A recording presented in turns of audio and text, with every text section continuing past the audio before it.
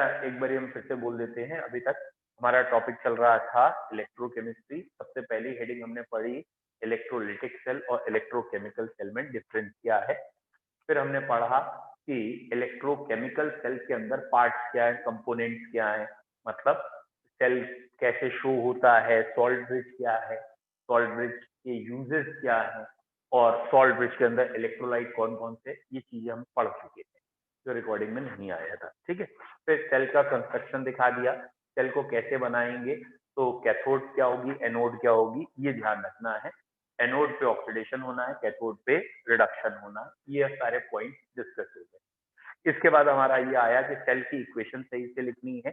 बेटा ध्यान रखना है, एनोड वाला टर्म हमेशा ऑक्सीडाइज दिखाएंगे और कैथोड वाला टर्म हमेशा रिड्यूस। अब हम इस बात पे डिस्कस कर रहे हैं कि what do you understand by a half cell, या हाफ सेल का जो पोटेंशियल होता है जनरल भाषा में उसे इलेक्ट्रोड पोटेंशियल कहते हैं, वो क्या है। तो व्हाट इज हाफ सेल? जब भी एक मेटल अपने ही सॉल्ट सोल्यूशन में डिप होगा, ये मेटल अपने ही सॉल्ट सोल्यूशन में डिप है, तो इसे एक हाफ सेल कह सकते हैं। ठीक है, ये बेटा चार तरीके के हो सकते हैं हाफ सेल या इलेक्ट्रोड जिन्हें कहते हैं। एक तो ये है सीधा सीधा मेटल मेटल आयन, एक मेटल है उसी का आयन है। और एक होता है inert electrode. What are inert? Inert electrode का कौन सा केस होगा कि यहाँ जो भी रॉड होगी वो ग्रेफाइट की होगी या प्लेटिनम की होगी या किसी नोबल मेटल की होगी, और उसके अंदर इलेक्ट्रॉन आ तो जा सकते हैं बट वो खुद डिसॉल्व या डिपॉजिट नहीं। और एक होगी गैस इलेक्ट्रोड। और गैस इलेक्ट्रोड में आपको याद आ गया होगा बेटा क्या होगा, प्लेटिनम की वायर, और उस वायर के ऊपर गैस एब्जॉर्ब कराएंगे और ऑब्वियसली इसको हम ढक देंगे कांच से या ग्लास ट्यूब लगा देंगे जिससे कि प्रेशर मेंटेन कर सके। तो this electrode is known as gas electrode.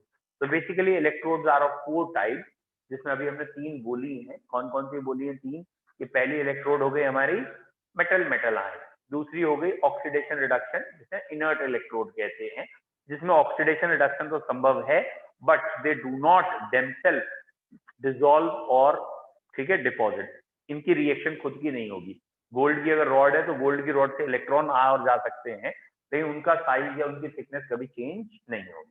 तीसरी हो गई गैस इलेक्ट्रोड, एक मेटल की वायर है उस पर गैस एब्जॉर्ब है और वो डिप है अपने सॉल्ट सोल्यूशन में, gas electrode.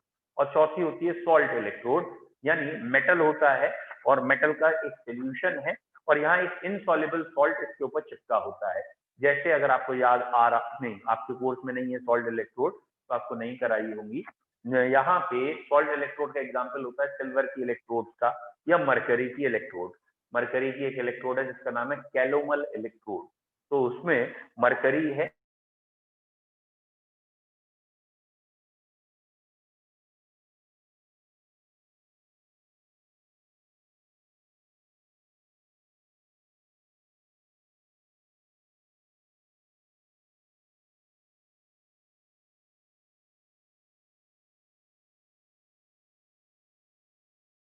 In it, yeah, it is in contact with its salt solution, the tendency of a metal to lose or gain electron is termed as electrode potential. It is of two types, oxidation potential and reduction potential.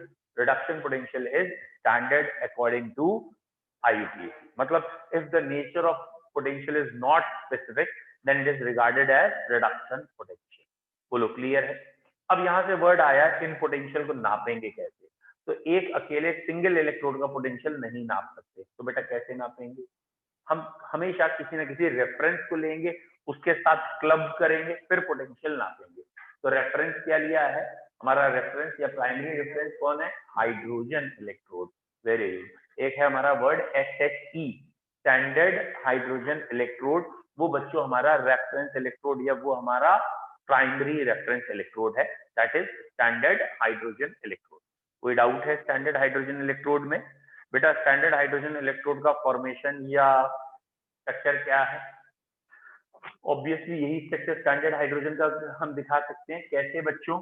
ये platinum की wire है, इसके ऊपर hydrogen gas absorb है, 1 atmosphere, ज्यादा better है बार में रखते हैं, 1 बार प्रेशर रख देते हैं, और ये HCl का सोल्यूशन है जो कि 1 मोलर है, टेम्परेचर रख लीजिए 298 केल्विन। तो इस कॉम्बिनेशन का नाम रख दिया गया है स्टैंडर्ड इलेक्ट्रोड। या SHE स्टैंडर्ड हाइड्रोजन इलेक्ट्रोड, कि जब हाइड्रोजन गैस प्लेटिनम के ऊपर एड्सॉर्ब हो और उस समय का प्रेशर जो ऊपर गैस एड्सॉर्ब है, यहाँ का प्रेशर 1 एटमॉस्फेयर है, 1 बार है, सोल्यूशन 1 मोलर कंसेंट्रेशन का है और टेम्परेचर 298 केल्विन है, तो इसको क्या कहते हैं बेटा, SHE। इसका प्रेशर कितना एज्यूम है बच्चे, बेटा इसका, हाँ सॉरी, हमें पूछना पोटेंशियल कितना एज्यूम है, तो इसका पोटेंशियल 0 माना गया है, क्योंकि इसी से बाकी सबको कंपेयर करेंगे। ठीक है, अब बच्चों यहाँ से कुछ क्वेश्चन इलेक्ट्रोकेमिकल सीरीज की तरफ बढ़ जाते हैं या आते हैं, क्या कि आपने क्लम्प करके अलग अलग एलिमेंट्स का पोटेंशियल निकाल लिया। ठीक है, तो अगर हमें अलग अलग एलिमेंट के पोटेंशियल पता चल गए तो हमने उन्हें ऑर्डर में लिख लिया, तो एक सीरीज बन गई which is termed as electrochemical series. तो ECS क्या है, what is electrochemical series, when we place different elements, different metals और elements in increasing order of their reduction potential या in a order of their reduction potential, a series is formed named as ECS। फिर भी मैं कहूंगा आपसे ECS में at least 3 या 4 की पोजीशन ढंग से याद होनी चाहिए, लिथियम, हाइड्रोजन और फ्लोरीन, 3 की तो 100% याद हो। लिथियम का जो रिडक्शन पोटेंशियल है बेटा वो है -3.04 वोल्ट, हाइड्रोजन का 0 है और फ्लोरीन का प्लस के 2.18 वोल्ट। अब बच्चों ये ध्यान रखना कि यहां से लेके यहां तक मतलब -1 आएगा, -2 आएगा, फिर तो ये माइनस में जब 1, 2, 3 की तरफ जाएंगे, जितना आप लिथियम की तरफ जाएंगे उतना मेटल अच्छा होता जाएगा। मेटल अच्छा हो जाएगा तो मेटल का मतलब लॉस ऑफ इलेक्ट्रॉन, ऑक्सीडेशन जल्दी होगा, ऑक्सीडेशन जल्दी होगा मतलब रिड्यूसिंग एजेंट अच्छा होगा। तो जरा ध्यान रखिएगा, जितना इस तरफ आएंगे, इसके तरफ आएंगे, उतना अच्छा इलेक्ट्रो पॉजिटिव, मेटेलिक एंड सबसे इंपॉर्टेंट रिड्यूसिंग एजेंट होगा। और ऑब्वियसली बेटा रिड्यूसिंग एजेंट का मतलब अपना तो ऑक्सीडेशन हुआ है ना, और अगर ऑक्सीडेशन हुआ है तो उसे हमें क्या कहना है, एनोड कहना है। तो जितना लिथियम की तरफ जाएंगे उतना अच्छा रिड्यूसिंग एजेंट होगा, और जितना फ्लोरीन की तरफ जाएंगे उतना नॉन मेटल अच्छा होगा, उतना बेटा दैट इज इलेक्ट्रोनेगेटिव है, ऑक्सीडाइजिंग एजेंट है एंड कैथोड है। तो बच्चों ये जरा ध्यान रखिएगा, ये क्वेश्चन हमारे बुक में है कि उन्होंने 4 एलिमेंट दे दिए ABCD और सबका रिडक्शन पोटेंशियल दे दिया, एक का -1 है, एक का -2 है और एक का -3 है, और पूछा कौन किसे रिड्यूस कर सकता है, तो -3 बेस्ट रिड्यूसिंग एजेंट हो जाएगा, वो -2 को भी कर देगा, -1 को भी कर देगा।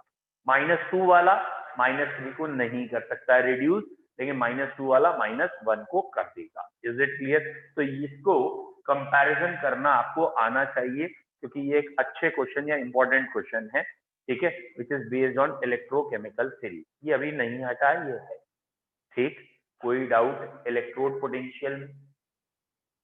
ठीक, अब ये इलेक्ट्रोड पोटेंशियल कैसे चेंज हो सकता है, मतलब कितना बढ़ सकता है, घट सकता है, एक्सपेरिमेंटली कैसे निकाला जा सकता है, उसके लिए एक इक्वेशन दे रखी है बेटा, which is termed as Nernst equation या नरक इक्वेशन। तो ये जो नरक इक्वेशन या नर्स इक्वेशन है, ये क्या है? आई होप सो सभी बच्चों को ये कंठस्थ होगी, याद होनी भी चाहिए, ठीक है। तो it is E is equal to E naught minus 0.059 upon N log Q। तो एट 298 केल्विन ये रिएक्शन ऐसे लिखी जाएगी, और अगर हम टेम्परेचर दे दें कोई और, तो यहाँ पे 2.303 RT अपॉन F था, तो 2.303 RT अपॉन F को हटा के सारी कांस्टेंट वैल्यू को सॉल्व करके 0.059 आया है। अब इस नर्स इक्वेशन को अप्लाई करते समय 3 जगह सावधानी बरतेंगे। अगर हम पूरे सेल की नर्स इक्वेशन लगा रहे हैं तो पहले E नॉट सेल, सबसे पहले ये देखना है, फिर N सही से लगाना है, फिर Q सही से लगाना है। 3 जगह आपको मतलब एक एक सेकंड का, जिसे कहते हैं ना, फोकस करके कंसंट्रेशन करके सब क्वेश्चन करने हैं। पहला E नॉट सेल, ऑब्वियसली सभी बच्चे जानते हैं कि E नॉट सेल का फॉर्मूला होता है E naught cathode minus E not anode, और 12th स्टैंडर्ड में कंफ्यूज नहीं कराना चाहिए इन्हें। ये फॉर्मूला रिस्ट्रिक्टेड है जब दोनों का ही रिडक्शन पोटेंशियल गिवन हो, जब दोनों का ही कौन सा पोटेंशियल गिवन हो, रिडक्शन। बाई चांस जैसे कंपटीशन में किया जाता है, वो जानबूझ के किसी एक का ऑक्सीडेशन पोटेंशियल दे देते हैं, जिसका भी वो ऑक्सीडेशन पोटेंशियल देंगे उसका साइन बदल देना, फिर फॉर्मूले में पुटअप कर देना। मतलब आप फॉर्मूला हमेशा यही याद रखें और हमेशा ध्यान रखें दोनों का रिडक्शन पोटेंशियल होना चाहिए, कैथोड माइनस एनोड, और एक एलिमेंट का ऑक्सीडेशन और रिडक्शन पोटेंशियल वैल्यू में सेम होता है, साइन में उल्टा।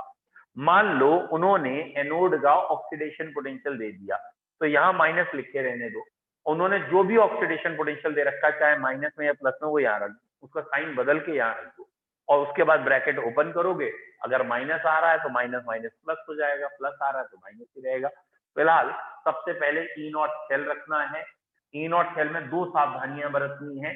एक सावधानी क्या बरतनी है कि भैया cathode minus anode is the basic formula वो, लेकिन सेकंड पॉइंट ये बेसिक फॉर्मूला तब लगाना है जब दोनों का ही क्या हो, रिडक्शन पोटेंशियल। एक और पॉइंट इसमें ध्यान रखना है बच्चों, जो कई बार बच्चे एग्जाम में जाके भूल जाते हैं, क्या कि हाइड्रोजन का रिडक्शन पोटेंशियल जीरो होता है। हाइड्रोजन का ई नॉट क्या होता है, जीरो होता है, ये एग्जाम में जाके भूल जाते हैं।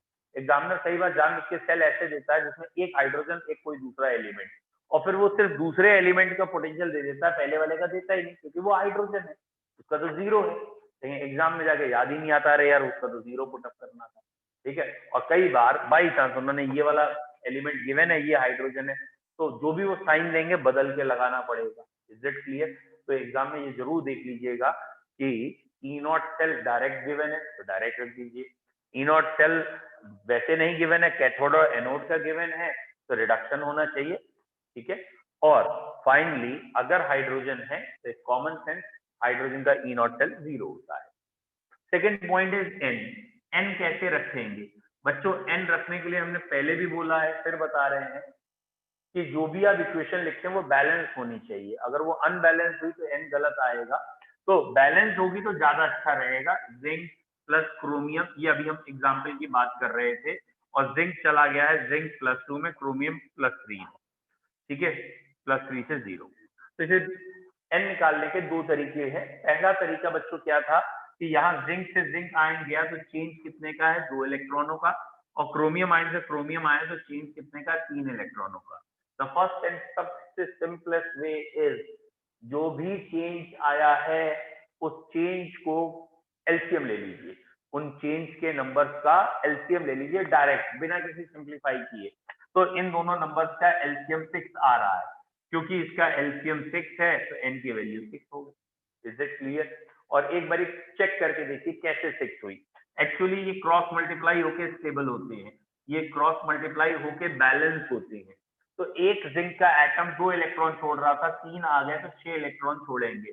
एक क्रोमियम 3 इलेक्ट्रॉन ले रहा था, 2 आ गए तो 6 इलेक्ट्रॉन लेंगे। तो लॉस भी 6 का, गेन भी 6 का, ये बराबर करना है। तो बैलेंस इक्वेशन होगी तो गारंटेड आपको दिख जाएगा। और otherwise the simple way is कि आपको जो भी चेंज दिखे, ध्यान रखना चेंज पर मोल का होता है, पूरे मोल का, तो पूरे मोल में जो भी चेंज दिखे उन चेंज के दो नंबर का सिंपली एलसीएम ले लीजिएगा। इसका एलसीएम लेंगे तो आपको एन की वैल्यू पता लग जाए। Is it clear? Third point, N आने के बाद क्यू सही से रखिएगा। ये लॉग के बाद थोड़ा सा नोटेंकी है, प्रोडक्ट अपॉन रिएक्टेंट है, तो जरा सा ध्यान रखिएगा। सॉलिड तो कभी लिखते ही नहीं जाएंगे क्योंकि सॉलिड का एक्टिव मास 1 होता है। अभी प्रोडक्ट दो हैं, एक है क्रोमियम जिसका ऑक्सीडेशन स्टेट 0 है, और एक जिंक है जिसका ऑक्सीडेशन स्टेट +2 है। अब जब आप क्वेश्चन देखेंगे एग्जामिनर आपको जो आयनिक फॉर्म होती है वो सोल्यूशन में ही होती है हमेशा, तो इसलिए यहाँ जिंक आयन रख दिया जाएगा और यहाँ क्रोमियम आयन रख दिया जाएगा। ओके, ध्यान दीजिए, ये प्रोडक्ट है, ये रिएक्टेंट है। अब मैक्सिमम बच्चे इतना करने के बाद कहते हैं कार्य खत्म। गलती ये मत करिएगा कि कोफिशिएंट्स नहीं लगाए हैं। तो यहाँ जिंक 3 है तो यहाँ भी 3 होंगे, क्रोमियम 2 है तो यहाँ 2, जिंक की वैल्यू का क्यूब है, क्रोमियम की वैल्यू का स्क्वायर है। ये बहुत बड़ी मिस्टेक होती है कि हम स्क्वायर क्यूब छोड़ देते हैं और हमारा आंसर फिर गलत आ जाता है, ठीक है। तो बाकी बच्चों को कह रहा हूँ नर्स इक्वेशन तो दिख ही रही है, और ये मान के चलो नर्स पे एक आध क्वेश्चन जरूर आ ही जाता है एग्जाम में, तो कम से कम आपने अगर इक्वेशन भी लिख दी तो आप काफी कुछ मतलब 50% नंबर के हकदार हो जाएंगे। और उसके बाद अगर आपने वैल्यू 3 जगह पुटअप करनी है, एक E0 सही सेल सही पुटअप करिए, N पुटअप करिए, Q, ठीक है, एंड फाइनली लॉग को सॉल्व करके आंसर लिख दीजिए, तो आपके जितने मार्क्स का क्वेश्चन है पूरा मिल जाएगा। Is that clear? कोई डाउट है नर्स इक्वेशन में? ठीक है, मैं सोच रहा हूँ आपके क्वेश्चंस का नंबर कुछ कम करके भेजता हूँ। जैसे आज देखिएगा, मैंने आज सोल्यूशन के जो 3 नंबर वाले क्वेश्चन है सिर्फ 10 भेजे, ज्यादा नहीं भेजे, ठीक है। शायद ज्यादा क्वेश्चन होने की वजह से आप लोग ना कर रहे हो, और अगर आप कहें तो मैं 10-10 करके भेज देता हूँ, ठीक है, क्योंकि मैं से अभी तक एक भी बच्चे ने ना तो आंसर मांगे हैं और ना ही किसी एक आध बच्चे ने खाली डिस्कस किया कि इस क्वेश्चन का आंसर क्या है, उसका क्या है।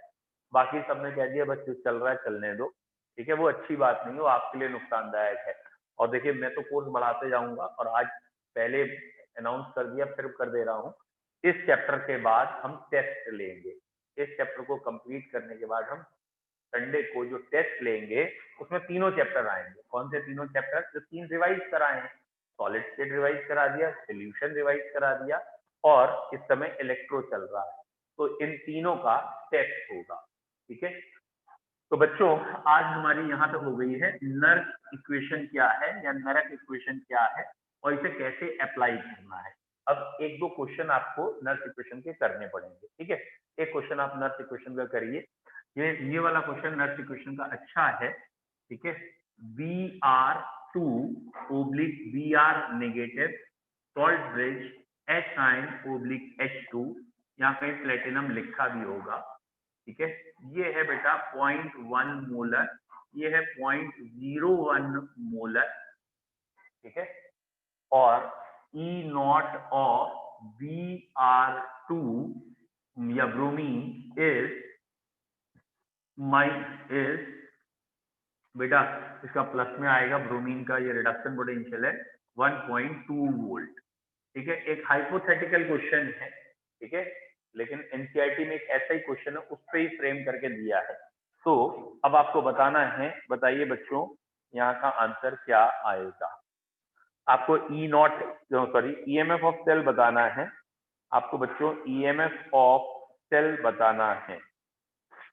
करिए, कैसे करेंगे?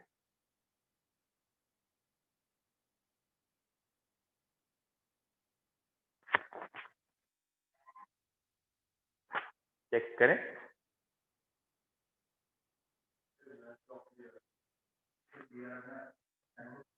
हाँ बेटा, हाँ,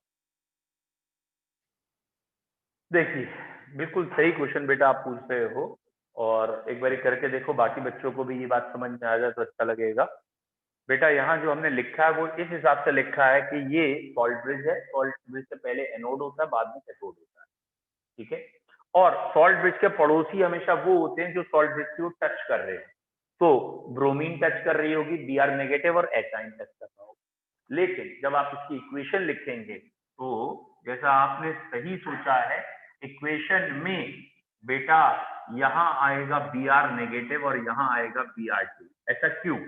क्योंकि हमने अभी कहा है कि सॉल्ट ब्रिज के लेफ्ट वाला एनोड है, एनोड पे ऑक्सीडेशन होना है, और ऑक्सीडेशन माइनस से 0 मतलब ऑक्सीडेशन नंबर बढ़ेगा। तो बेटा इसका ऑक्सीडेशन नंबर -1 है, यहाँ 0 है, तो ये ऑक्सीडेशन नंबर बढ़ रहा है, इट इज ऑक्सीडेशन। तो मैंने जैसे पहले कहा, जरूरी नहीं है हर बारी ओब्लिक से पहले वाला रिएक्टेंट ही हो, ठीक है। और उस समय कहा भी था एनाइनिक के लिए उल्टा हो जाता है, ये एनाइन है, उल्टा हो गया इसलिए। लेकिन आप ज्यादा रटिए मत, आप खाली इक्वेशन लिखने के बाद ये देखिए, +1 से 0 रिडक्शन, -1 से 0 ऑक्सीडेशन, इसका रिडक्शन तो ये कैथोड, बाद में कैथोड ही देखते। अब इस इक्वेशन को बैलेंस करने के लिए आपकी इच्छा है, चाहे तो आप इसको हाफ हाफ कर लीजिए, क्योंकि हाफ कर देने पे इलेक्ट्रॉन 1-1 हो जाएंगे और इक्वेशन सिंपल लगेगी। और ये हाफ पावर की टेंशन नहीं है, क्योंकि ये तो प्योर लिक्विड है और ये गैस है, कोई प्रेशर दे ही नहीं रखा, तो मतलब इनके बारे में कुछ गिवन ही नहीं है, तो कुछ भी हाफ पावर में करना नहीं पड़ेगा। आइए, पहला पॉइंट, हम E0 कैसे लिखेंगे? तो E0 सेल हमारा होगा E0 cathode minus E0 anode. देखिए बच्चों, ये सॉल्ट ब्रिज के बाद वाला क्या होता है? कैथोड। तो ये तो 0 है, समझ में आया?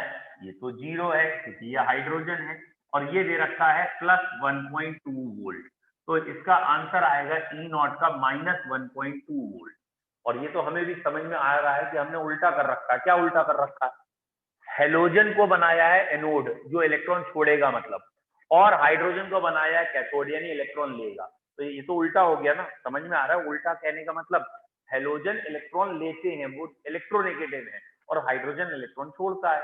ये तो उल्टा हो रहा है, तो आंसर नेगेटिव में ही आएगा, 100% श्योर है, ये सेल्फ फंक्शनल नहीं होगा।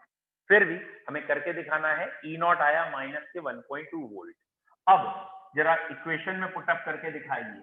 बेटा जब आप इक्वेशन में पुटअप करेंगे तो आप कहेंगे E is equal to E naught minus के 0.059। बेटा लिखना 0.059 ही, चाहे कैलकुलेशन करते समय दिमाग में 0.06 करिए। ये मैंने 1 लिख दिया। 1 क्यों लिखा? क्योंकि मैंने कंसिडर किया यहाँ हाफ हाफ, यानी ये एक एक एटम ही रहे, एक एटम में +1 से 0 एक ही का चेंज है, तो 1 लेंगे। लॉग के बाद ध्यान से देखिए, प्रोडक्ट ये लिक्विड होगा, ये गैस है जिसका प्रेशर गिवन नहीं है, नहीं तो 1 होगा। उन दोनों को गायब कर दो, और डिवाइड में आपका आएगा H ion into bromide ion. बेटा डिवाइड में इन आयन को प्लेस कर दीजिए, ठीक है? न्यूमरेटर में कोई चेंज नहीं है, डिनोमिनेटर में अब आप खाली ये चेंज करेंगे। तो मैंने जान की वैल्यू बहुत सिंपल दे रखी है, एक 10 की पावर -1 है, एक 10 की पावर -2 है, व्हाटएवर। तो ये ऊपर आके 10 की पावर +3 हो गया, इतना तो लॉग जानते हो। 10 की पावर +3 को 3 log 10 कहते हैं, तो एक तरीके से 3 log 10 यानी 3 आ गया, -1.2 माइनस 0.059 इंटू 3, क्योंकि ये 3 log 10 है। 0.06 का अगर हम करते 3 टाइम्स तो कितना आ जाता? 1.8, है ना? मतलब यहाँ 0.18 हो जाता। 0.18 से 0.003 कुछ कम होगा, थोड़ा सा कम होगा, ठीक है? बोलो बेटा कितना आया? -1.2 माइनस, ये माइनस ही रहेगा, 1 पॉइंट कितना आया था बेटा? नहीं 0.177, सॉरी, क्योंकि यहाँ एक 0 और है ना भी पॉइंट। फिर भी कैलकुलेशन आप अपने आप देखिएगा। और अब ये आंसर दोनों ही माइनस में दिख रहे हैं मुझे, तो भाई है ना, ठीक है, 0.13, सर 1.37। हाँ सॉरी वही 1.377, ठीक है? तो ये हमारा आंसर आ रहा है, लेकिन एक बार आप लोग खुद भी कैलकुलेशन करके देखिएगा कि और कुछ आंसर तो नहीं आ रहा है। Check it.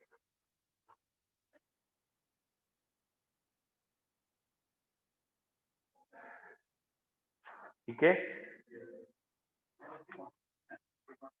कुछ सर ये जो दे रखा है वो रिडक्शन पोटेंशियल है, ये कैसे पता चला? बेटा अगर मैंने जैसे पहले कहा था आपसे कि अगर नेचर ऑफ पोटेंशियल स्पेसिफाइड नहीं है, यहाँ सिर्फ लिख दिया E naught B R T, nature of potential नहीं बताया क्या है, ऑक्सीडेशन है रिडक्शन है, then it will regarded as reduction. और हमें ऐसे करके कई बार दिया होगा कि Br2/Br नेगेटिव, तो भी हम कहेंगे यहाँ से यहाँ गया रिडक्शन हुआ है, इसलिए ये रिडक्शन पोटेंशियल है। फिलहाल ये मान के चलिए हमारे कोर्स में अभी तक सारे रिडक्शन पोटेंशियल ही दिए जाते हैं अकॉर्डिंग टू IUPAC, तो बोर्ड लेवल पे तो रिडक्शन ही गिवन होगा। और मैंने जैसे पिछली बार कहा था, हो सकता है हाइड्रोजन हो दूसरा एलिमेंट, उसका गिवन ही ना हो, जैसे यहाँ हाइड्रोजन है गिवन, ठीक है? तो आज हमें 2 हेडिंग करनी थी। एक हमें करना था सेल किसे कहते हैं, इलेक्ट्रोड पोटेंशियल क्या है, ठीक है? और एक नर्स इक्वेशन और इलेक्ट्रोकेमिकल सीरीज। क्या इन चारों में आपका कमांड है? इन चारों में कोई डाउट है? बेटा ये रिवीजन है, तो ये मत कहना कि अरे हो भी गया। अब इसको मैं क्वेश्चन आज फिर भेज दूंगा अभी थोड़ी देर में आपको, आप अगर अटेम्प्ट करेंगे तो बहुत अच्छा है, ठीक है? हाँ बेटा बोलो। तो हमने प्रोडक्ट की वैल्यूज क्यों नहीं रखी लॉग में? आप बेटा दोबारा समझा दीजिए वाला पार्ट। ध्यान से देखो बेटा, अभी आपको एकदम क्लियर हो जाएगा। यहाँ प्रोडक्ट में एक तो है Br2 लिक्विड, जो भी प्योर लिक्विड होते हैं, जो भी प्योर लिक्विड या सॉलिड होते हैं, उनका एक्टिव मास 1 होता है, तो जो एक्टिव मास 1 है वो तो रखा ही नहीं जाएगा। सेकेंड थिंग, ये गैस है, तो यहाँ ये हाइड्रोजन गैस का प्रेशर गिवन होगा। अगर प्रेशर गिवन नहीं होता तो वो 1 बार ही एज्यूम किया जाता है, या तो गिवन होगा या एज्यूम करना पड़ेगा। और अब जब आप बुक उठाएंगे क्वेश्चन करेंगे दिख जाएगा आपको कि ओवर कॉम्प्लिकेशन से बचने के लिए हमारे लेवल में जितने क्वेश्चन दिए हैं उनका प्रेशर 1 बार है। अदरवाइज वो 1 की जगह अगर 2 दे देंगे तो ये पावर हाफ ऊपर और पहुंच जाएगी, और अगर पावर हाफ पहुंच जाएगी तो अंडर रूट लेना पड़ेगा, थोड़ा सा कॉम्प्लिकेशन बढ़ते जाएंगे इसलिए। ठीक है, और Yes, बाकी sir. अगर कोई सॉलिड आ जाएगा या लिक्विड आ जाएगा तो उसका एक्टिव मास 1। बोलो बच्चों, और किसी को कोई डाउट? अच्छा बच्चों, पिछले बैच में भी ना ऑलमोस्ट कोर्स कंप्लीट हो गया, उनका भी आज अमीन हो गया है। एक ही ग्रुप में दोनों मैसेज आ रहे हैं तो आप देखते रहिएगा। कुछ बच्चे ऐसे होंगे मुझे पता है जो जागे नहीं होंगे अभी तक, और उनको ये लग रहा है अरे रिवीजन में तीसरा चैप्टर आ गया, आज शुरू से होता रिवीजन। तो उनके यहाँ कल कार्बोहाइड्रेट हो जाएगा 3 से 4 में, कल परसों में, मतलब एक आध दिन में कार्बोहाइड्रेट हो जाएगा। फिर उस बैच में भी रिवीजन शुरू होगा, है ना। तो जो बच्चे इस बैच में शुरू के 1-2 चैप्टर लैक कर गए, नहीं आए एग्जाम पे, वॉट एवर द रीजन, और वो चाहते हैं कि भैया सॉलिड स्टेट ऑफ सोल्यूशन दोबारा करा दो, तो उस ग्रुप को देखते रहिए। ग्रुप में मैं कुछ ना कुछ डेली अब डालूंगा, वो तुरंत फॉलो करें। आईआईटी का फॉर्म आ गया है, कई बच्चे ऐसे हैं जिन्होंने अभी भी नहीं भरा है, ठीक है। तो ऐसा ना हो कि आप आईआईटी कहने मतलब जेई का फॉर्म है बेसिकली, तो जिन्होंने नहीं भरा है लास्ट डेट का इंतजार मत करिए, चुपचाप फॉर्म भर दीजिए, ठीक है। क्योंकि मैंने अक्सर देखा है डेट निकल जाने के बाद या आखिरी एक दिन बचे होने पे फिर पैनिक होने के बाद गार्जियंस आते हैं, कहते हैं हमें तो पता ही नहीं लगा कब फॉर्म आ गया, आपने बताया ही नहीं फॉर्म आ गया। तो मैं बता रहा हूँ आप लोगों को अभी से कि फॉर्म आ गया है, 16 लास्ट डेट है, 4 सेक्शन में फॉर्म भरा है। पहले सेक्शन में आपकी डिटेल होती है, दूसरे सेक्शन में शायद एजुकेशन और ये सब होता है, तीसरे सेक्शन में फोटो अपलोड है, और फोर्थ में शायद, है ना। तो ये 3-4 सेक्शन का सिंपल ऑनलाइन फॉर्म है, पैसे वैसे जो भी भरने के हैं और फोटो अपलोड करनी, 2 चीजें आपको चाहिए होंगी। तो आप किसी भी नेट कैफे पे जाके भर लेंगे, या फिर स्कैन डॉक्यूमेंट रखिए, बहुत जल्दी आप खुद ही कर लेंगे, ठीक है। मतलब साइन चाहिए शायद स्कैन, और आपकी फोटो चाहिए स्कैन, है ना। भैया फॉर्म जिन्होंने नहीं भरा भर लो, मेडिकल का भी जैसे ही आएगा मैं आपको बता दूंगा, ठीक है। Have a nice time, bye.